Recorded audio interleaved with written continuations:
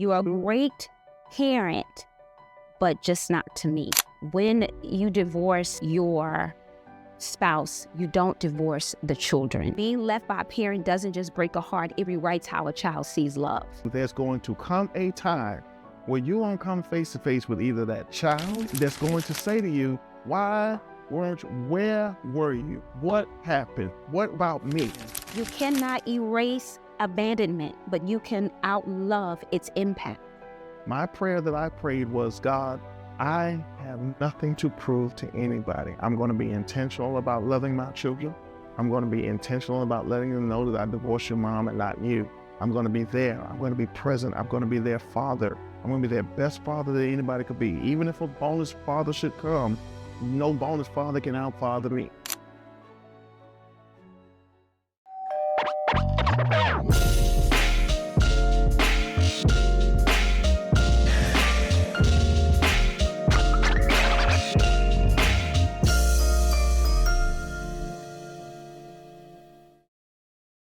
So what you're going to get out of this today is when you divorce your spouse, you don't divorce the children. Right. I never really had that experience, but I've seen other people have it and how it affects them in such a lonely way that they feel that they're unwanted. And so with that, I feel like we need to really dig a little deeper into that of how not being there for your kids will cause them to feel unwanted. I'm so excited to share that because it is very piercing to me and dear to my heart because so many of my friends have experienced that part. So, I love you guys. I'm ready to talk about it, and this is where we're going. So you are a great parent, but just not to me. Right. So have you ever met anybody, and I'm sure, that has said, you have a great dad, Greg, but and you'd be like, yeah, he's there, he's always been that.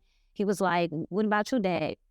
Well, he's great to his other kids, but I don't know him. Yeah. I like whatever. He don't have nothing. Yeah. And instantly, does that make you feel any type of way? Like, I don't even know how to respond to that because my life is so different. That's not what I've experienced. And you almost see like a sadness come over them. They try to act like they're okay, but it's hurtful. Why are you going to try to act? And a lot of times it's not a sadness, it's an anger. It's an anger. Like, I hear that all the time, doing in my field and in my line of work, you hear a lot of familial stories and history and experiences that a lot of people, have gone through from childhood now into adults. What you find out a lot of times is when you talk about how you can kind of see them wear it on their face, right? It's because, and I think we've mentioned this before, a lot of times in therapy, they tell you that you return back to the age that you were when you were, when something happened to you. Yeah. And so you got a lot of adult children. Yeah.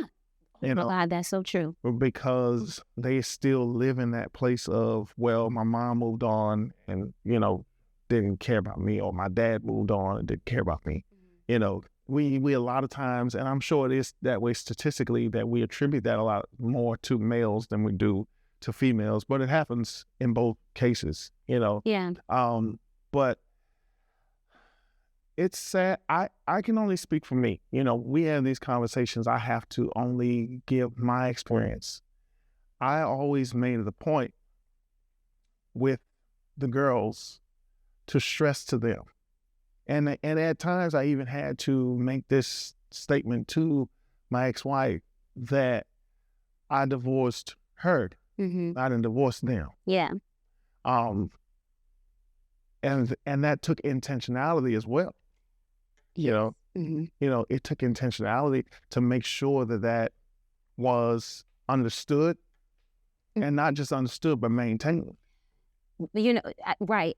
I remember that, but what I find in that sometimes is with the women and ladies, just hear me out, because from our hurt and our pain and our bitterness, sometimes we put that on our children to make them feel like he don't want you, he don't want me, girl. Right. He don't want you, a boy. He ain't no good. And sometimes I don't think it's totally on purpose, but because we're living in a place of hurt and pain, and now we have to raise these kids as we consider, as single moms, and we're going to dig a little deeper into that too, that phrase single mom, because I truly believe when you have a parent, both parents that are actively involved, you guys are still co-parenting together. One may have primary custody a little bit more, but, is it really considered you're single, But anyway, so I feel that sometimes we have a tendency as women to put that on our children. Yeah. He not with us, he left us. Right. We say that. Your dad ain't no good. He left us. No, he left you. He didn't leave them, or don't put that hatred in their minds and in their heart. Yeah. And then it turns to the point of they don't want to see the parent that's trying to connect with them because mom has decided to taint them with her feelings and her thoughts. Yeah, and there's a lot. A whole lot. Ladies, listen, I'm here for you. Honestly, bonus moms, bio moms, I really am. But come on, let's call it what it is sometimes. Let's be honest, not only with the situation, but with ourselves. So you may not like what I'm saying, but we know that there's truth behind some of it. And there are some cases where after a divorce, the parent that moved on, or the spouse that moved on, does get amnesia, or does like some of that freedom sometimes. Yeah. or just does, Hello. I mean, and that's why I said they have to be. That's why I say it takes intentionality. It takes work. Yeah. It takes work to make sure that it's understood across the board. Watch this. It takes work not just from the parent that has moved on and possibly remarried and now has new children. It takes work between that bio parent and the children that are still products of the original marriage. Mm-hmm. It also takes work between the bio parent and the new parent and the bonus. Yeah, I guess. But you got some cases to where the bonus parent has to be reminded that, hey, I got kids. I already have kids as well.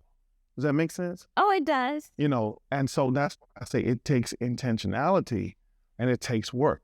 I think sometimes it's not so much that it's forgotten. It's just when you become a bio parent of your own children, mm-hmm.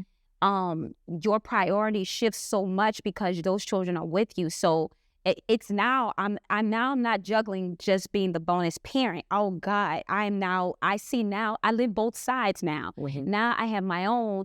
And so I have extracurricular activities here, extracurricular activities there. Their needs are all different.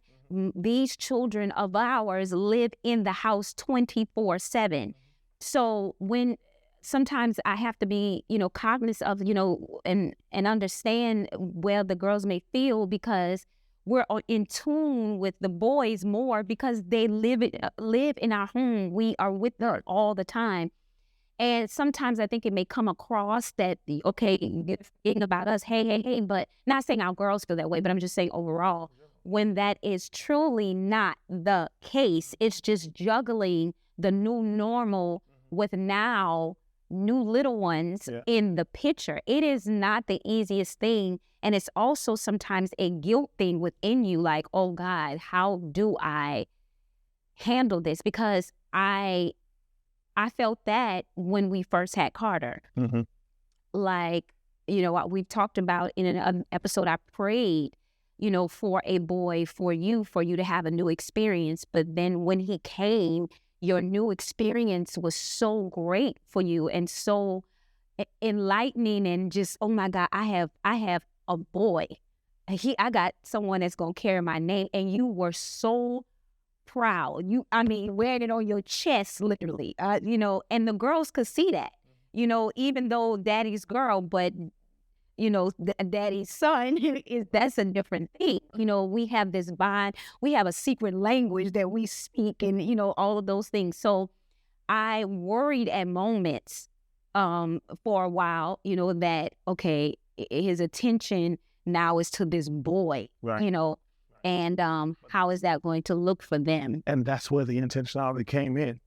Saying, I remember back, I guess it might have been season 1, that, I shared about the fact that everybody in the dynamic has a perspective. Yes. Everybody within the blended dynamic has their own perspective. Yes.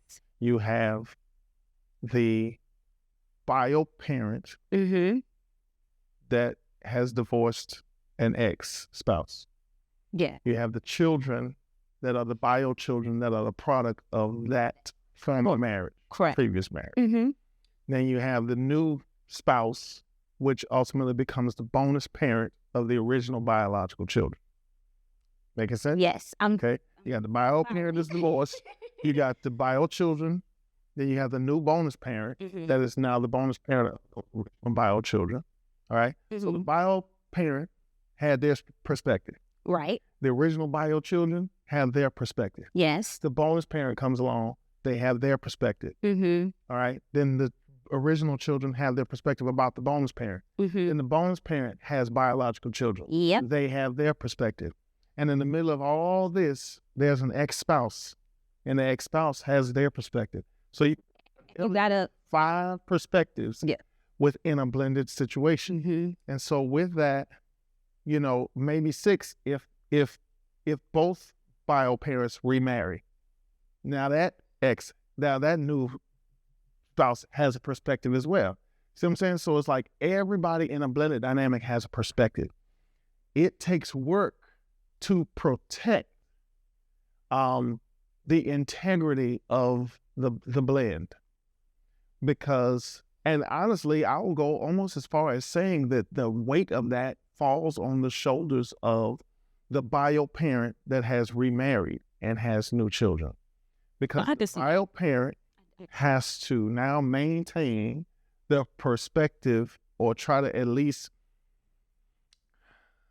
respect the perspective of the original bio children, the bonus parent, the new bio children, and even respect to a certain extent the ex-spouse, right? You got all those perspectives. So it takes work for the bio parent that's in the middle of it all to do whatever they can to not allow the original bio children to now feel like you've moved on and left us behind. But what happens when you do? When you become, because, okay, you've had grandparents that have said, I wasn't a great parent to my children, but I get a second time around, I'm going to be a great parent.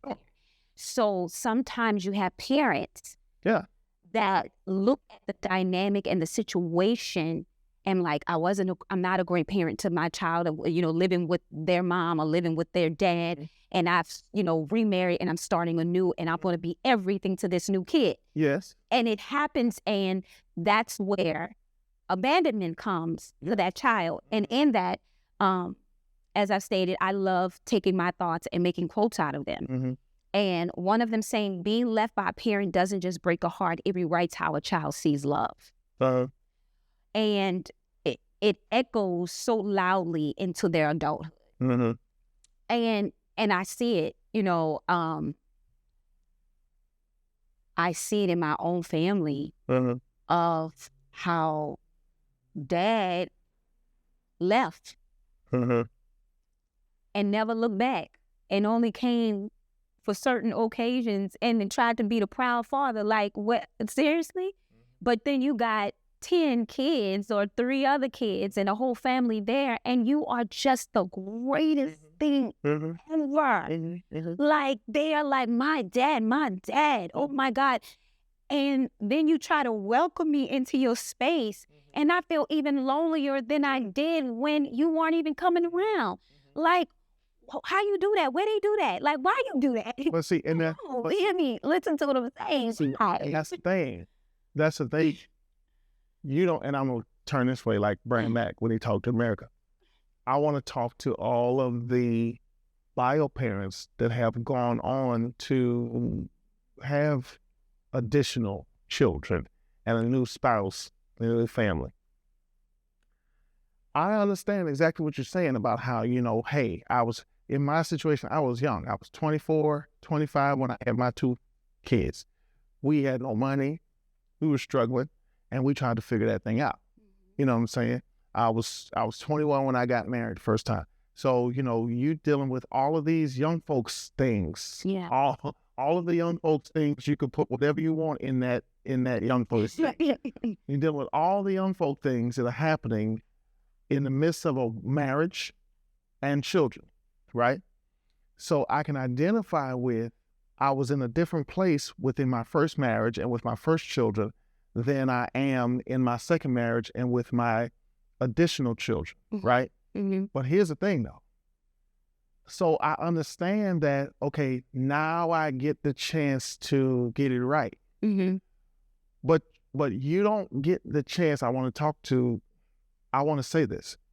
You don't get the chance to get it right with the new separate from the old. You got to get it right with the new, and along with, you got to allow the original to take the journey to the new. And I'm saying that because, and not to say that I'm perfect, we're not. You know what I'm saying? We have our things, but I can share the things that I was personally intentional about. Mm-hmm. And one of the things, we're in a better financial position than I was when I had the girls, right? Yes. Okay. But am I right to now allow my boys to experience all the things, right? Mm-hmm. And allow my girls to still live in when daddy was broke? No, I gotta allow my girls too to appreciate now that daddy is able to show. We're gonna take this journey together. I remember when daddy was broke and had to go get a bike from Goodwill for Christmas, and it was on the porch, and y'all found it before Christmas Day, and I was crying because that was the only gift I had, and y'all nosy selves went out there and found it, Kyla. But then daddy gave him a Christmas one Christmas, and he gave him what? Oh, wow. Both of them got they. Anyway, that's not what I'm saying is, what I'm saying is that as God has continued to bless, and we have continued to have more prosperity and more, be in a better financial situation, and the favor of God has just increased, I'll say, because I always had the favor. But it was important to me, it has been important to me to not live that life now with my new family. But my old girls still have, the only thing they have to live on is what we had. Yeah. They don't get it. So you got to take everybody with you on the journey. And it was... Leave anybody behind. And it was funny not funny, but it was interesting. I don't know if you all, go back to season 1, after we wrapped season 1, Greg talked to Kirsten and Kyla. This video has definitely touched a lot of people. And thank you all for that. And resonated with a lot of, families. But he apologized to them. He said, he applauded them. He applauded them, all 3 of them together, and saying, I'm sorry for what this divorce, or how I chose, to divorce you all and leave you, but we made it through it. But it was to hear their truth in how they understood, but at moments they also still felt, and I don't believe it was any, but they just sometimes, a reality of, sometimes I wish I was there, because my brothers get you. They get daddy 24/7. I haven't had daddy 24/7 since I was what? 4 and 5? Yeah, 4 and 5. But I see them, how they jump up. Not every single day. Not every single day. You had weekends and things like that. Or, at one point they would have one parent would take 1 week, another parent, when I came in the picture, you were doing weeks. But a child longs for that, to wake up to daddy, mommy and daddy, to go to bed to mommy and daddy, to sit at the table with mommy and daddy. I know for me, my dad sometimes used to work late, and my mom, I would literally sit on the sofa, fall asleep on the sofa, because I didn't want I wanted him to put me to bed. And every morning I would wake up in my bed because I knew the person that put me in there was my daddy. You know what I'm saying?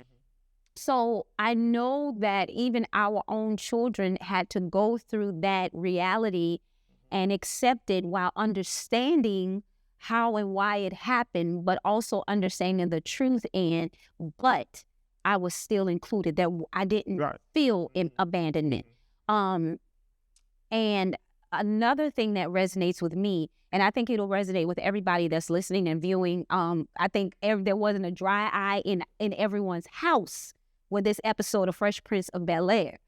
And remember, oh God, here I go, about to cry again. Oh. And Fresh Prince was so excited when his dad came to visit and everything, like and his dad was going to take him with him. And he was, yes, now, and you got to think about it. He was living in this mansion with an uncle who was a judge, an aunt who was a lawyer. He was living the life. But what did he want?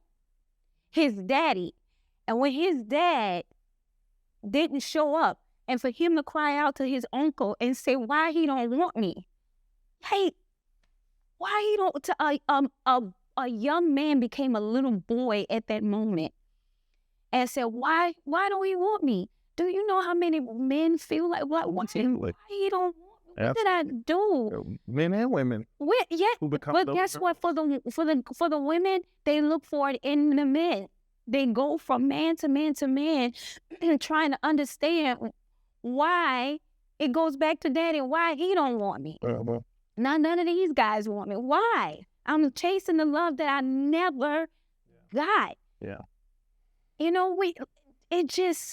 We make these kids and then we just say, okay. Yeah.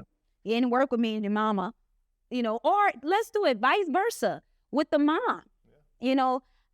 This is too much for me. I can't deal with it. Go by your daddy. Go. I'm over it. You know what I'm saying? My New Orleans voice coming out. I'm tired. I can't don't forget it. You know what I'm saying? Like, baby, go. And for a child, mom is always there. I look at my boys. I even look at Kirsten and Colin, and I know they're like, oh, she gonna do her thing because she's mom. You know what I'm saying? She's bonus mom. She's mom. It's an expectation of me. But I think with the male, with the dad, it's another layer that I can't even describe. Well, I mean, that you just can't. I'm basically 45 years old. There is something in every man that still appreciates. I won't necessarily say desires, but I feel like there's something in every male man that still appreciates the approval of their father. Yeah. The pride of their father, to hear your dad say, I'm proud of you, or you got it right, or you did, this. I think every man can appreciate that from their father. So it does come to a point when you have a voice as a child. I mean, when you look, we had Ben Walker. Yes. Ben Walker last season, who shared his story about the situation with his son, where he wanted to be. Yes. See? Yeah. He wanted to have the relationship with his son, but years of foolishness kept him from that. And then here you have a grown man where Ben shared that when he was finally ready to have this one-on-one, he was prepared. He was prepared for that meeting to go to blows. He was prepared for it because his son had that much anger. His son had that much animosity toward him. Yeah. That much, and then thanks be to God in their case and on their behalf, Ben was able to have receipts. Yeah, of it all. To show, hey, no, let me take this letter that you wrote me and I'm going to pick it apart. You know how you asked me about this? This is where I was. But when you asked me about this, this is where I was. When you asked me about this, this is what I tried to do and it was blocked. This is when I tried to be there and they told me don't show up. This is when I tried to come and they didn't let me in. So at least he had the receipts to show that he made the effort. and couldn't do it, But that's why I say, and even in that situation, the blessing in that is he had the receipts to show that he made the attempt. The intentionality and the work has to be there. You're going to make an account. You're going to have to take or make an account for what you did or did not do, what you do or do not do. There's going to come a time where you're going to come face to face with either that child, those children, somebody that's going to say to you, where were you? What happened? What about me? Like Effie White, what about me? Or what about us? Now, how you going to say that? You just use Fresh Prince of Bel-Air. You just use a whole example. Yes, because the example was about him not being wanted, not a song. Effie White said, what about me? What about why I feel? That was a relationship. She wanted moms. Let me eat this skin. In that situation, I'm saying, no, but that was a great point because, Mom, your love for your child has to be stronger than your hurt and your self-centeredness. And when it comes to the relationships ending, it has to be. Because in that situation, in that episode, and it will be great if you guys go back and look at it and get an understanding, of that episode, because it was powerful to know that, he tried for so many years and his son the anger and that built up in him, that was building and had built up in him to the point that he was ready to go to blows. That's serious. But he felt from his perspective. Well, no, his son felt that's too. That's yeah, I'm talking about the son felt from his perspective. Here I am, I'm this boy. My father has gone off, started a new family. Mm-hmm. Same situation. Yeah. Married, had children. Yep. And here I am. Jesus forgot about me. But this is the thing. You can't you cannot erase abandonment, but you can outlove its impact. Mm-hmm. You can't erase what has happened. You get what I'm saying? You can go boo. You cannot erase that. But outloving how, and that's what he did. So say it again. You cannot erase abandonment, but you can outlove its impact. That's good. And, I think a lot of people have to be prepared to come to that point. Yeah. And it's crazy because at this point, everyone knows I come from a blended situation, and at some point I am going to have my family on here so you guys can get to know us, the Coopers. And the Coopers, including us all, which is my sister as well. And then Brown. No, she's a Cooper, but her last name may be Brown, but she's a Cooper.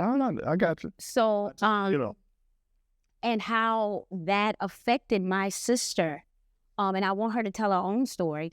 But it affected her. I can say this in ways that I, as a child, I didn't see it. But as an adult, as we got older and she shared things, it's so crazy how my dad did the same thing, had receipts, even though my dad was a loving father to her and she loved him dearly. They have a great relationship. That is her dad. And she will tell you, that is my dad. But what she didn't know from her childhood probably could have changed the impact of her adulthood. Yeah. And that's, but see, I think, and in some cases, and we will probably revisit this thought again, but I think that it's apropos to say right now. Mm-hmm. I think it's important too. There are some cases where, unfortunately, there's a block. There's a block that's in place that doesn't allow there to be communication. Mm-hmm. Right? And thanks be to God, in my scenario and in my situation, although there may have been some angst between my ex-wife and I, and some of it may have even spilled over into the children to where they caught some of that. Mm-hmm. I'm grateful that I still was able to maintain communication. Because in the case with Ben Walker, in the case of what you just shared with my Seal, with Erica, you know, there were things which I can't wait until she could share her story. But there are things that, unfortunately, both children had to live with because they weren't aware of the effort. Does that make sense? Yeah, and I'm glad you said that, because do you find, and let's be honest, do you find that even in a situation as yours, and I want viewers to hear this, that you also still, in some ways, it may not be as direct, still have to not necessarily prove, but combat the, oh, he not, or. Well, let me answer that this way. The best way he ain't doing what he need to be doing, you know. Well, the best way for me to answer that is that, or try to give a narrative. Do I feel put in that situation? Still, the answer is yes. Mm-hmm. As for me, though, this is just Greg. I don't care. I know you don't, because we know the truth. Exactly. But, yes. And I don't feel like, and I've always had this, I don't feel like I have anything to prove. So, and I asked that question on purpose because you made it a point to let the girls know that I divorced your mom, not you. Mm-hmm. But at moments, and still proven now, it's still, sometimes I want to prove that he left us. What is he doing? You know what I'm saying? And to me, that's still, even after the fact, they know the truth. Yeah. But it's still the narrative to me that after years, why push something that is not truthful, or it should be dead at this moment? But in that case, I think it's also important. I had a prayer that I prayed. Okay. I'm a preacher. I had a prayer that I prayed, and my prayer that I prayed, and thank you, God, I feel like it has come to pass. My prayer that I prayed was, God, I have nothing to prove to anybody. I'm going to be intentional about loving my children.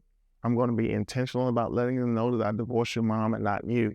I'm going to be there. I'm going to be present. I'm going to be their father. I'm going to be their best father that anybody could be. Even if a bonus father should come, no bonus father can outfather me.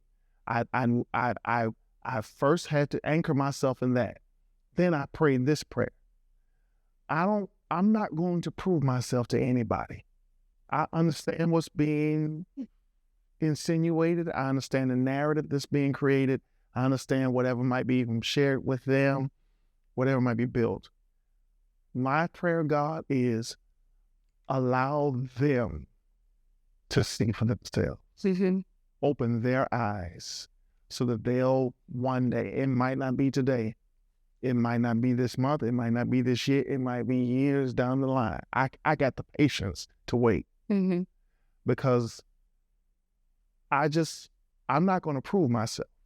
But God, I feel like if you will just allow them to see in their own time, in their own way, that not anything foolish.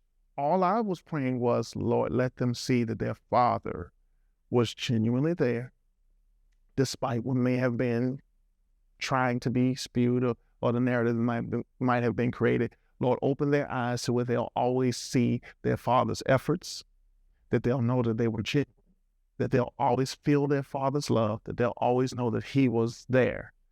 It might come to a point where the light bulb may have to come on, like, wait a minute. Like we talked about the fact that I was driving 30 minutes to take Kirsten and Kyle across the street to school. I did that for years. And guess what? It didn't click, and they didn't realize until they got old. And they started driving. And when they passed the school and saw where the school was, they were like, But for me in that time, I got my hind parts up. I drove my hind parts to that school. I got them and I drove them across the street because I had nothing to prove. It wasn't me trying to let me show them. No. I'm going to do the work.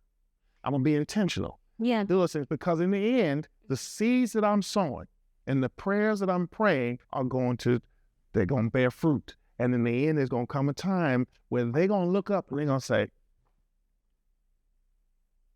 yeah, he really was doing some nonsense. Yeah. For real.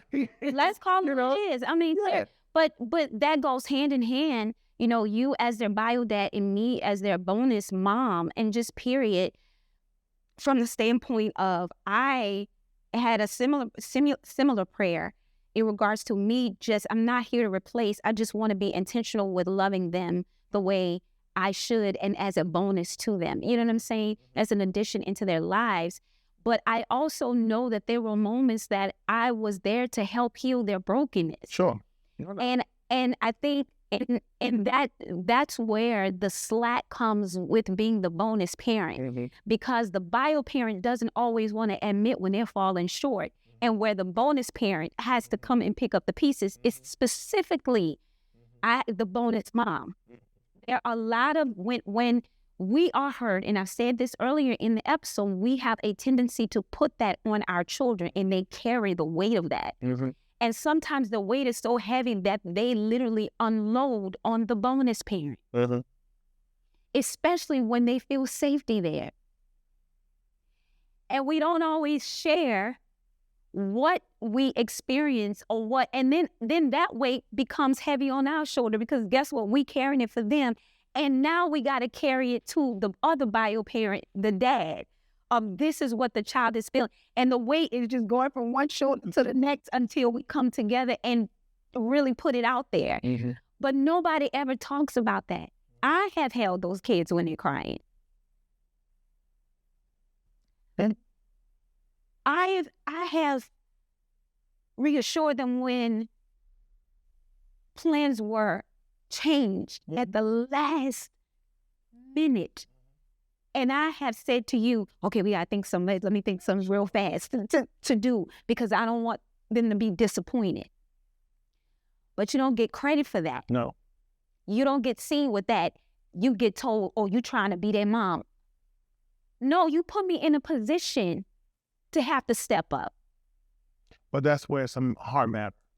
Right. Because I'm not doing it to prove. I'm not doing it to prove. I'm just, but you have nothing to prove. You have nothing, but that's, so as a parent, be it bonus or bio, when you look into the eyes of your children and you see their desire and you see their want and their need and the abandonment and the loneliness and the hurt and the pain that they are enduring, that's got to do something to you to say, okay,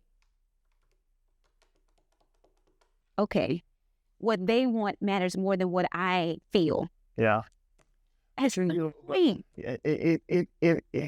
yeah. You're right. You know, so many of our conversations connect and go hand in hand, because there's a flip side to that. Okay. And the flip side to that is that it's a weight on you, and you see it as, here I am trying to do what's right, and it's not appreciated, and it's not, you know what I'm saying, and I'm still catching hell, and I'm still getting the brunt of it, blah, blah, blah, blah. But we had an episode one day where we talked about pretending. Yeah. And this goes to all the bonus parents that have been in this position. They feel a safe space, or have felt a safe space with you to cry on your shoulder. But if they go home and pretend, then you can't expect the bio parent to know the shoulder that you've been, because they're not getting that side of the story. They're not getting that side of the story because they don't. What if they don't want to hear it, or it's not accepted? It's not. I'm saying. I get what you're saying. Yeah, because it's not that they don't want to be honest. They're put in a position not to be honest. But if, whatever the reason. Yeah, I get what you're saying. If they're getting home and not sharing because they can't talk about the bonus. They can't talk about the other person. Okay. So what you're getting, the love and the emotion and the safe space and the, you know what I'm saying, them confiding in you and them sharing with you, you know, that is a perspective and a weight that you have had to carry, because 9 times out of 10, when they left, that was never shared. It couldn't be. It couldn't be. So you can't expect I'm not saying it to justify. I'm saying it from a standpoint of putting it into perspective. So the bio parent that they were going back to is never going to give you that credit because they probably never even got that story because you don't mention this person's name when you come home. And you don't talk about this person when you come home. So because of that, they're not going to, oh, I cried with Miss L last week because such and such broke my heart. No, they're not going to share that at all. So no, you're never going to get, thank you for loving my child. Thank you for being there for my child. No, because when they get there,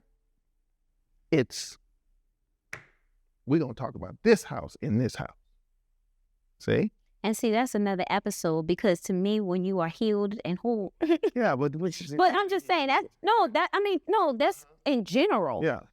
That to me, those things don't matter. But, case in point, like what we're talking about is being, a better parent to them, but not to me. Right. It just comes in so many different ways and layers and things like that. And it in ways that you don't even realize that you could be in the same home and not being a great parent to the child that it's not related just to bonus. It's not. It's just in general. It's in general. Us children, we were talking before the episode started about the whole piece between the oldest child to the baby child. Yeah. The oldest child oftentimes feel like the baby child got away with murder, and could do no wrong and was in all kind of, and did this and did that, while the oldest child, they more than likely got the parent that didn't have much money and was struggling and trying to figure it out. You were the first child, so they suffered from anxiety, first parent anxiety, so they didn't want you in the swimming pool because I can't swim. So if something happened to you, we both gonna drown.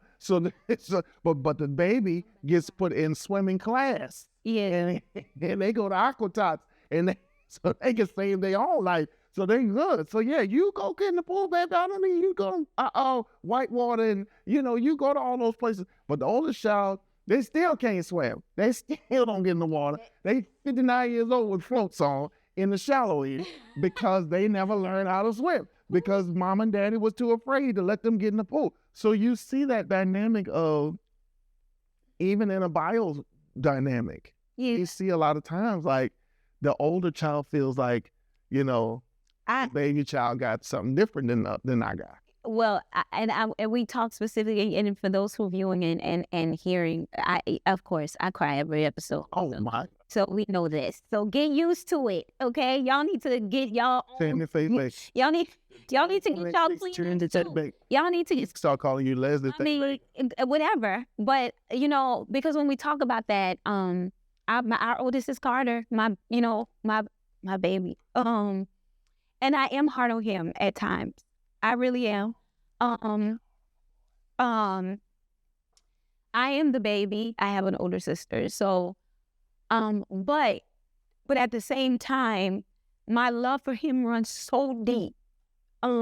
Because I am his biggest cheerleader. Like, I want to see him succeed in any and everything. I notice things in him that I possess. You know what I'm saying? And especially sports. He's great at sports, and he loves that mom, was into sports, and we have our own dynamic, our own language. I know what soothes him. I know when he needs me, like he needs me to push the youngest one away, and I need you. I need you just to be my mom. Don't give me that, but give me that. That's what I need. And I'm doing the fist and a hug because I just need you to give me that. And I don't ever want him to feel like there was a tug of war, but with my love. I see you in him, and I know he's strong. And, you stated it before the actual taping that he's getting older, and I see the maturity in him, and it freaks me out at times when I see it because I'm like, oh my God, I want him to always be me. And it freaks me out. Always needed. I know, but it freaks me out when I see him doing things. And I'm like, that's out. Oh, he's doing this on his own. I don't like it. I don't like it. And to hear him have conversations and have, how, and he's very open with how he feels. Yes. And when he's honest with it, we tried to create a really honest household that, tell me how you feel. And he's a very emotional kid too. We were out eating and I was showing him pictures of of us, they were little bitty babies, and he started crying. I'm like, why are you crying? He said, because I miss the old days. I said, boy, you ain't. What you talking about? You miss the old days. He tried not to cry. And he's shaking his head, trying not to cry and all that stuff. But in that, 9 years old. In that, I realized that our impact on him, even in the 8 years, is so great that he holds on to memories that he may not even truly remember. That impact, our love for what we've given him and what we've provided him and the life that we have shown him in the 8 years caused that much emotion because there was so much love behind it. Yeah. God is good. So. And it's just, and I use these words. I love you, Carter. I do. Love you really does. She hard on my boy, but it's okay. It's okay. Y'all love each other, and I know it. But I use these words a lot because it's just my own personal testimony. I don't share it to boast. I don't share it to gloat, and I don't share it like I'm just perfect and I got it all right, because I didn't, because we messed this thing up a whole lot. I'm just sharing from experience that for me, it was important to be intentional. It was important to do the work. Mm-hmm. It was important to make, first of all, intentionality and doing the work oftentimes will build its own receipts. But if you're in a situation where you want to do those, you want to be intentional, but there's a block somewhere in between, then you have to do the work to maintain the receipts. Yeah. See? Work and intentionality build their own receipts, but if there's a block in between, then you got to maintain the receipts. That's right. Make sense? Mm-hmm. Because at some point in time, the conversation is going to be had. You will be confronted by, where were you? Yep. What happened? Yep. Why did they get a different version of you than we got? Mm-hmm. Because everybody's going to see it from their perspective, and you cannot change a person's perspective, but you can at least be able to show, no, I don't want it to be there. I tried.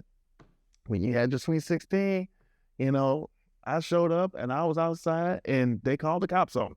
And look, I can show you. You know what I'm saying? You want to be able to show, like, I was there. I was outside. You know what I'm saying? Yeah. I mean, I remember when Bobby Brown, this is completely off subject, but good. I think it's a good example. But the reality of it is, when Whitney passed, Bobby showed up at the funeral. Mm-hmm. They escorted him out. Mm-hmm. He was there. Nobody can ever be able to say he didn't try to show his respects. Nobody can say that he wasn't trying to be there. I did the work. I tried. I was intentional. I showed up. Mm-hmm. I was there. Couldn't get in, or I got in and I was asked to leave, or this showed up and I wasn't met with the best of circumstances, and the best thing for me to do was to leave so that I didn't go to jail, and just but have the receipts, be able to communicate. Yeah. Yeah. So guys, I hope that, this episode was something that, can resonate in ways that you may not even realize at this very moment right now. Moms, we have a great, not even great, but it affects us, but it affects them more. Divorce is not the best situation. Abandonment is even worse. And we have to realize that it can start right in the home that we're living in, aside from the person who left it. It can start with us and how we give that, what's the word? You said it earlier. How we can perceive something to be that, and it's all about perception. From their own perspective. An own perspective of what that is. But I want to lead with this, and I said it earlier. You can erase abandonment, but you can outlove its impact. Y'all write it down, record it, do whatever you got to do, screenshot it. Please, we will put it out there and we'll put it up there for you all to have, but you can't erase abandonment, but you can outlove its impact. Sure. So with that being said, y'all, I love y'all.